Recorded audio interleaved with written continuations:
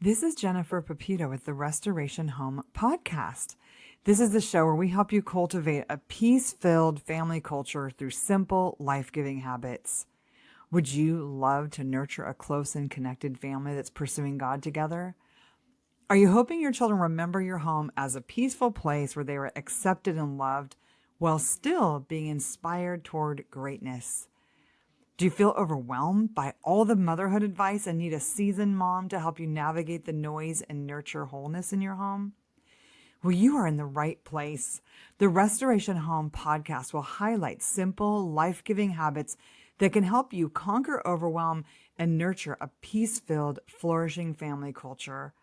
Hey, I'm Jennifer Pepito, and in my books, Mothering by the Book and Habits for a Sacred Home, I share my story of being overwhelmed and afraid by the challenges of parenting. I knew what I wanted my family to look like, but fear stole my attention and derailed life-giving habits. I was trying so hard to do everything right, but by prioritizing external behaviors over habits of connection and spiritual wholeness, I was creating disconnection and chaos.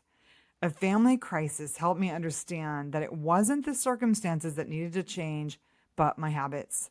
I started on a path of overcoming anxious thoughts, capturing joy, connecting with my children, and yes, doing the laundry and the dishes.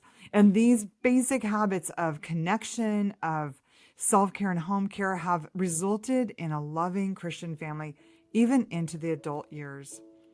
If you're ready to reject fear and nurture a flourishing family with life-giving habits, the Restoration Home podcast is for you. So grab your coffee and that mountain of laundry that needs folding, and let's dive in.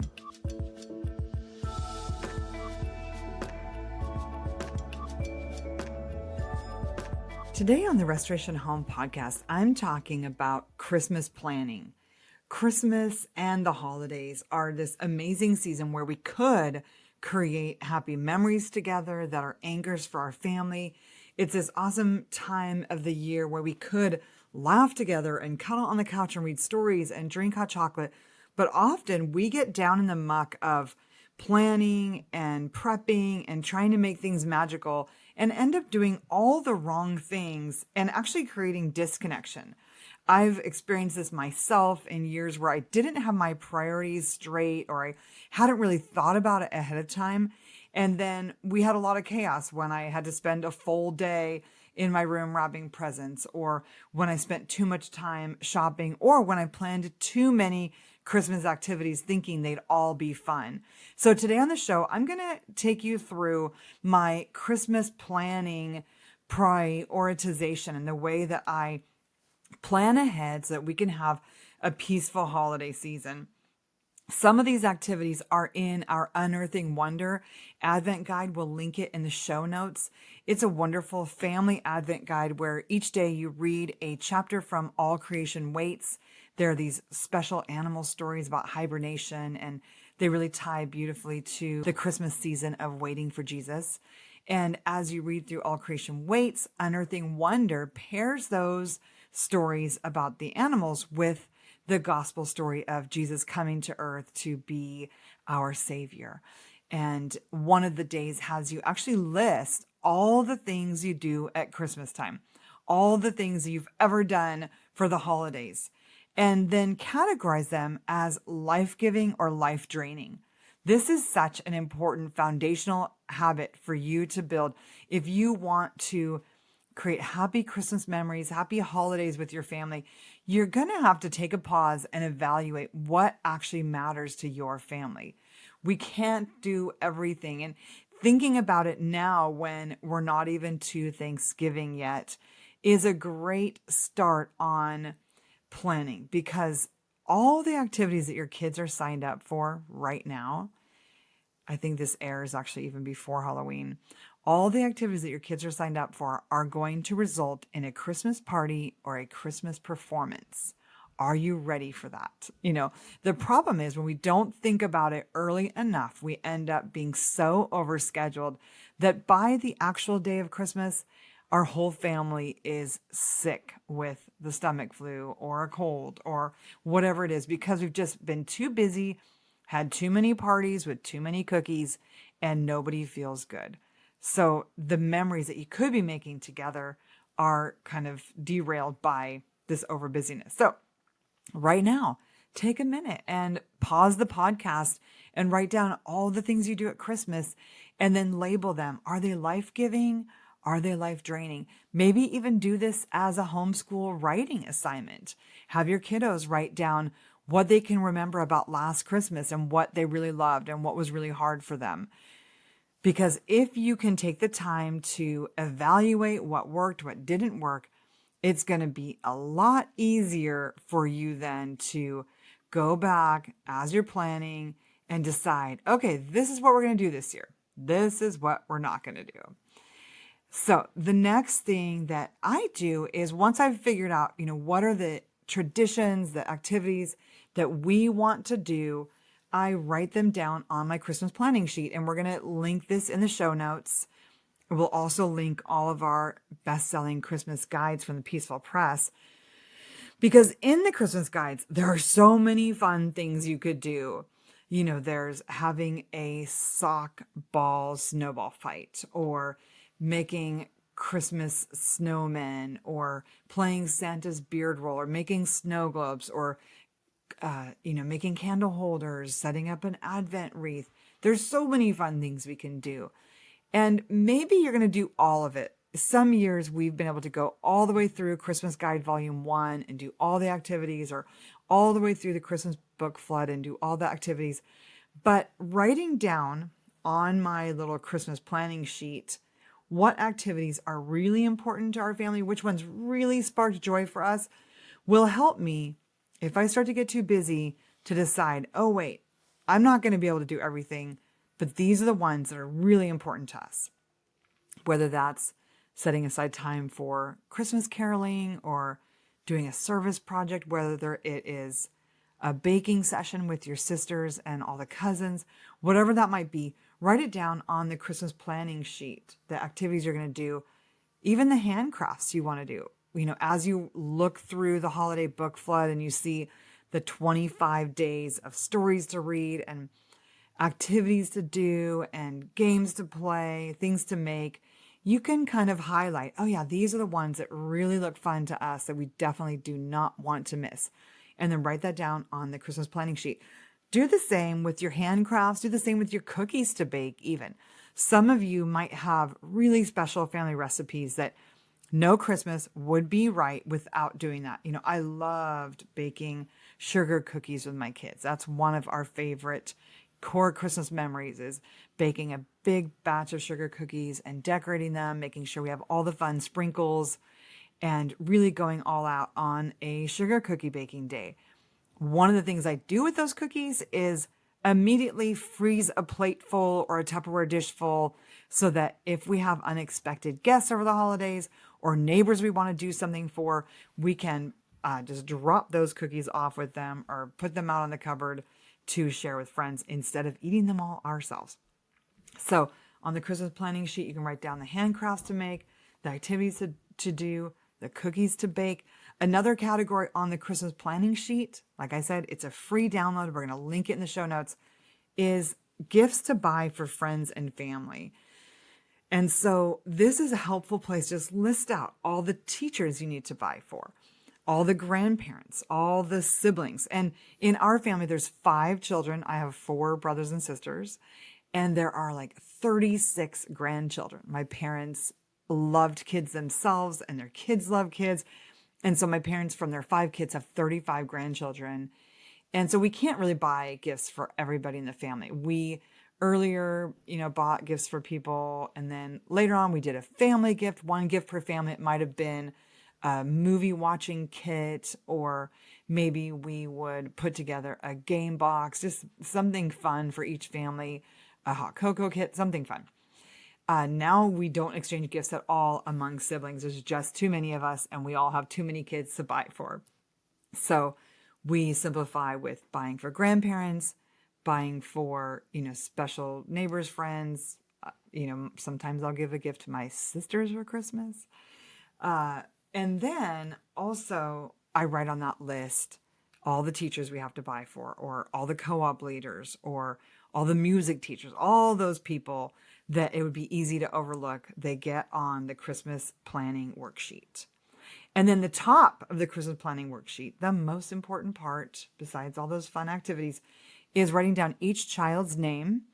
And then we do the categories: something you want, something you need, something to wear, something to read, and stocking stuffers. And planning this out like that, I have kept this Christmas planning sheet for several years now. So I can look back and see what I bought them last year, what I bought them the year before. It really helps me not to do a lot of repeating. And, I write down all my kids' names, the grandkids, the in-laws, so that when I start thinking about Christmas shopping, I've got a place where I know where it is. I'm not just stuffing things in the closet and at Christmas realizing that I overbought or bought some of the same things twice. I have a really clear kind of flow to go through. And, once again, we'll link the free Christmas planning worksheet in the show notes. Also, we'll link our Amazon store. Most of the Christmas shopping I've done in the last few years, I've done off of Amazon. I don't want to go out without my kids at Christmas. I want to be playing games together or baking or cutting down a Christmas tree or just doing any number of fun things that will build memories in these years that I have with just a couple of kids at home plus my grandkids. And so I don't want to spend a bunch of time in a store. That sounds like just a nightmare to me. So as much as I can, I order offline. We'll link the Peaceful Press Amazon shop also in the show notes for you, so that you can see some of our favorite previous Christmas purchases. So we simplify to those 4 gifts. Some families even do sort of like gold, frankincense, and myrrh instead of doing 4 gifts per person, especially as our family grows. I'm sure I'll do that too, because with 7 children, even just 4 gifts involves hours of wrapping. And now we're adding grandkids and in-laws. And so we do those, either those 4 things: something you want, something you need, something to wear, something to read, or we do gold, frankincense, and myrrh. So 3 special gifts that maybe contribute to spiritual growth in some way. Maybe one of them is a treasure they've been really wanting or asking for. And we keep it really simple. The real joy, one of our happiest Christmases was spent in Assisi, Italy, where St. Francis came from. And this town was really big on nativity displays. It was beautiful displays. We didn't do any Christmas gifts that year except for a couple small stocking stuffers that I shoved into my suitcase. We did carry-ons only, so I don't know how I had clothes and some presents in there. And a whole bunch of P.G. Wodehouse novels. We also, in our Amazon store, have a lot of great Christmas books listed and a lot of novels, because one of the best things that we get at Christmas is that something to read. And then Christmas Day in our family is this really sacred day of just enjoying each other. In early years of parenthood, we would go visit all the families, go to my husband's mom on Christmas Eve, and then his dad on Christmas morning, and then my family on Christmas afternoon. But as our kids grew, we wanted to give them the gift of a quiet day at home to really enjoy their presence and enjoy each other. And so we have a special Christmas Eve dinner. We'll invite anybody who needs a place to go to. And then Christmas Day is this really sacred family day where we just snuggle in, read the Christmas story, sing a song, and then enjoy the time together. I'd love to hear what you love to do at Christmas. You can leave a review and mention it in the review. We also have a blog post based on this. So if you want to read this content, we'll link that blog post for you. Christmas is such a precious time for families. It has this opportunity to really talk about Jesus and his love for us and the great gift that he is. And so putting aside the time and making a plan for it is going to make it so much easier for you to have a really special Christ-centered Christmas. Before I go, I just want to mention a couple tips for doing Christmas school. Some of you have children where you love to pause at Christmas and just make it a really fun month of school. For my family, we would often start homeschooling in July or August and then take the whole month of December off of academic homeschooling and just do fun projects. And for those of you with children ages 10 and under, you don't even have to have started early to do this, because your children aren't going to miss out on something important by taking a few weeks of lighter math or lighter writing skills. And in the Peaceful Press Christmas resources, there are so many great ideas for doing Christmas school. So Christmas Guide Volume 1 is especially good for children in the early years of schooling, below grade 3. There'll be some phonics skills, making letters or making words, making a paper chain. It's a classic Christmas activity that we also include in the book flood, the Christmas book flood or the holiday book flood. Making snowflakes. Oh, that's one of my favorite Christmas ornament activities. Collecting pine cones and then doing crafts with them. So in the Christmas Guide Volume 1, there are tons of fun ideas for making a great Christmas school time. Even some writing activities like making a family Christmas bucket list. So that's a good resource for those younger years of Christmas school. And then if you've already done Christmas school or Christmas Guide Volume 1, check out Christmas Guide Volume 2. This one has 4 different themed weeks. So the first week is a theme of like a nature Christmas. It's a really good correspondent with Nourishing Nature Kindergarten. The second week is Prairie Christmas. There's some really beautiful prairie themed or pioneer themed Christmas stories, which makes it a perfect fit to do with the Playful Pioneers. Then there's a Christmas Around the World week and a European Christmas week. And so each of these 1 week themes make it easy to either choose to do just 1 week of it a year and then keep doing your regular homeschool, or if you're taking a whole year off and you're doing just the Christmas Guide Volume 2 that year, there's some really good, measuring math activities, writing activities, more of the phonics and word matching, and some wonderful books linked with it. So this is another super fun resource if you want to do a whole month of Christmas school and you're taking a break from other phonics and doing this instead, or other math and doing this instead. Now, if you want to keep the regular school going, we have 2 great options for you. Number 1 option is the Peaceful Press Holiday Book Flood. It's a 25-day picture book advent. So this one includes 25 advent cards with the activities on the back, and then it also has them as full-size printables. And so then with this, each day there'll be something to read, and each book is actually linked to YouTube. So if you don't want to visit the library or buy a bunch of books, you can just do the read aloud version on YouTube. And then there'll be a play activity. So here's one day it says, read the Nutcracker, and it suggests a Nutcracker version. Then dance along to the Nutcracker. So you could play, there's so many beautiful Nutcracker versions on YouTube you can play. And then there's a few different make activities. So one of them is make a list of favorite Christmas movies to watch together. So that could be a great writing activity for an older child. And then schedule in your Christmas movie nights. So there's another calendaring activity. And then make graham cracker gingerbread houses. So in honor of the Sugar Plum Fairy and all the candies, make graham cracker gingerbread houses, which is like this super simple, fun activity. Or grab a gingerbread house kit at Trader Joe's or off of Amazon, and then watch a version of the Nutcracker. So each day has simple activities like that. There's beautiful art and folk music and poetry included, and it makes a super fun, all ages, delight-filled holiday routine. So it's based on that Icelandic tradition of the Jolly Book Flood or the Yellow Book Flood. I'm not sure how to say that, but it's basically a holiday tradition where you give your children 25 picture books over the Christmas holidays. And one way you can do this, you don't necessarily have to buy 25 new Christmas books every year either.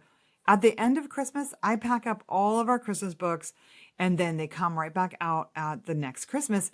And what you could do is just wrap them up, with that leftover Christmas paper, stick them away, put the Advent cards right back on them. And then when you pull it out next year, it'll be ready to go. Because like I said, with the Peaceful Press Holiday Book Flood, it includes these Advent cards that you can put on the book so that it just tells you what to do. Or you can make it like a little Advent calendar that you hang on your wall. I've done that too. And then our other Christmas resource is the Peaceful Press Unearthing Wonder. This is such a beautiful resource. It's based on the book All Creation Waits. So it's like a study guide for the book All Creation Waits by Gail Boss. And in Gail's book, she has these daily readings for the 25 days of Advent based on animals that are hibernating. So it's a really good science book for the month of December because you have all these really deep, insightful readings about animals, but she kind of pairs it with spiritual principles. And then what we did in Unearthing Wonder is we paired it again with lessons from the Bible, Bible verses, Christmas carols, and even some beautiful crafts. And there's a little animal picture that each day your children can color and then put that on the Christmas tree as a little ornament. This is available as a print version on Amazon. We'll link that in the show notes, or as a digital version. So if you get the print version on Amazon, you can make copies on cardstock of the pictures in there so that you can reuse it every year, or you can buy the digital version and just make your own printables at home. And that one is a Christian Advent guide. So some of the other ones have some Christian books and some regular books. I think most of you listening really want to incorporate more of Jesus into your Christmas holidays. And the Unearthing Wonder Advent Guide is a beautiful one. Now, it's not necessarily for little kids. Like, some of the readings are going to be geared even more towards you as parents, thinking about what kind of memories you want to create with your children or what is important to you over the holidays. It's really good for teens and older kids. If you're using it with little kids, you might want to use the picture book version of All Creation Waits. I wouldn't only do the picture book version. Like, maybe you as a mom could even read the other version. I think that families are really enjoying this with, grade maybe 2 and up, Unearthing Wonder Advent Guide. So grade 2 and up, it's probably perfect. A little bit older they might even get more out of it. But Unearthing Wonder Advent Guide is a beautiful Christ-centered Advent resource. We'll link all of these holiday guides in the show notes, and you can use code Restoration10 for 10% off any purchase in our shop. So whether you're looking for a new homeschool resource to use after Christmas and create a little bit more peace in your home, or whether you're just shopping for your Christmas school, we'll link that in the show notes, and we'll link the coupon. So one more thing, we're so excited to develop life-giving habits. And one of the habits that's making me happy right now is a daily walk. Making sure I get in a good amount of steps, somewhere around 7,000 steps a day, and really enjoy the fall color is bringing a lot of joy to me. It's an opportunity to spend time with my children or my husband or a friend. Thanks so much for joining today with the Restoration Home podcast. We love talking about Christmas school. If you have any great Christmas school ideas, we'd love to hear about them. You can comment on our Facebook or Instagram page or share a review for the podcast. Hey, we love your reviews. They mean so much to us when you like, share, and subscribe to the Restoration Home podcast.